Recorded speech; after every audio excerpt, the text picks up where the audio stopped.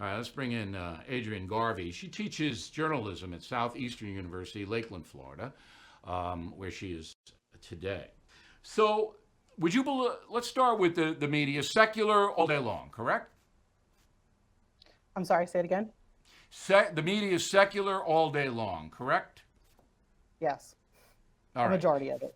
And there is Christian broadcasting and Trinity broadcasting, and there is that.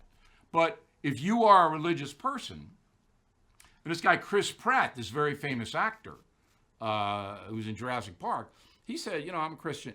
You get derided, you get mocked. That's what's going on, right? Yeah, I think to some extent that's absolutely what's going on.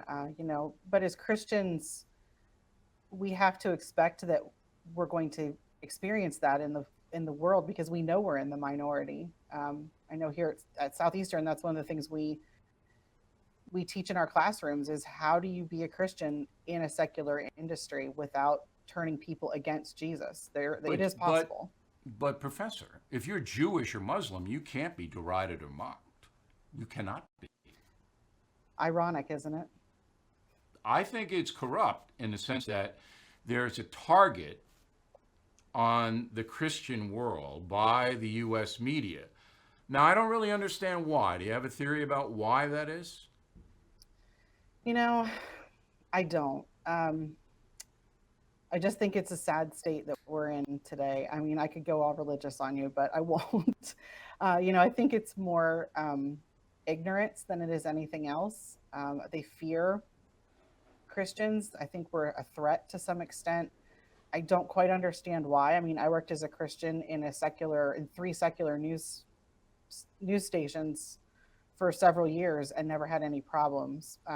No, I haven't I either. guess I have to say, I've been 45 years working in journalism. I never had a problem, and everybody knew because I wrote a book, A Bold, Fresh Piece of Humanity, that said I was a Catholic, and this is what my upbringing was. I never had a problem. However, I always understood that the national media, not so much the local media, had it out for anybody who might promote or proselytize a Christian point of view. Now, I think it might go back to separation of church and state. Maybe that's the reason. But there was certainly, if you showed, like Governor Huckabee, for example, he's a minister, that you were just dismissed. Your intellect wasn't smart enough. You're some kind of religious nut. And it disturbed me, but I think it has to do with the church and state business. and I can understand that. Now, your students, did they understand that the media now in America really isn't a fair media? It's not really giving them the facts without any of this innuendo and smirkiness and all that. Did they get it? They do. I think we've had to I know personally, I've had to make a point of showing them that, they didn't live in the era when the media was trusted. So they don't know that there's a problem until I show them that there's a problem. And, How do you do that? I'm very big on media literacy. You have to understand from where your information is coming before you can understand whether that media is biased or unbiased. So I always teach them to go back to the source. If they're reading a story on a website, I tell them go to the about page, dig into who owns that website. What might they have some sort of agenda? If so, you have to take that into account as you're reading. Now, how about the New York Times, Washington Post, two most powerful newspapers in the country? They're unbelievably secular.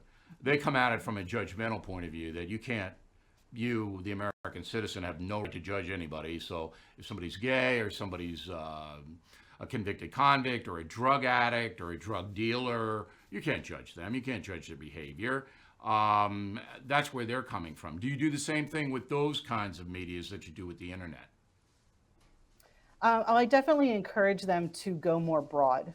You don't read just one story on an issue. You want to read it from a number of different places because we all have bias in our lives. No one is truly unbiased because we're human. So I just Okay. encourage them to read more than one place. All right. Final question for you. The rise in atheism in America. I'm putting it right on the doorstep of the media. Now, there is parenting involved with this. I understand that. But there's no way government can legislate parenting. There are a lot of parents, particularly younger parents, who have rejected religion. Their kids don't have any background at all in it. Yes, that's a big thing. But this relentless push of secularism by the media, I think that's the most important thing. Am I wrong? Well, I think we have to be careful how much we allow into our lives. You are who feeds into your life. And if you're allowing the media to constantly be bombarding you with information, then that's what you're going to But become. for the kids, it's everywhere. It's music, it's Hollywood. I mean, it's it's crazy. All right, Professor, Right. we appreciate it very much. Thank you. And My pleasure.